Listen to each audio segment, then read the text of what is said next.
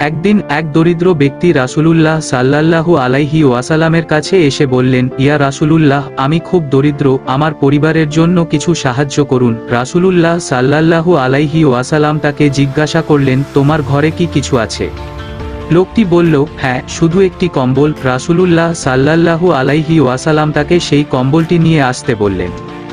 যখন লোকটি কম্বলটি নিয়ে আসলো, রাসূলুল্লাহ সাল্লাল্লাহু আলাইহি ওয়াসাল্লাম সেটি বিক্রি করে দিলেন এবং প্রাপ্ত অর্থ দিয়ে লোকটিকে একটি কুঠার এবং কিছু রশি কিনে দিলেন। তিনি বললেন, এখন তুমি এই কুঠার দিয়ে কাঠ কাটবে এবং তা বাজারে বিক্রি করবে। লোকটি রাসূলুল্লাহ সাল্লাল্লাহু আলাইহি ওয়াসাল্লামের কথা মতো করল এবং কিছুদিন পরে তার অবস্থা ভালো হয়ে গেল। এই গল্পটি আমাদের শেখায় যে আল্লাহ আমাদের পরিশ্রমের মাধ্যমে সাহায্য করেন এবং আমাদের নিজস্ব প্রচেষ্টার মূল্য রয়েছে।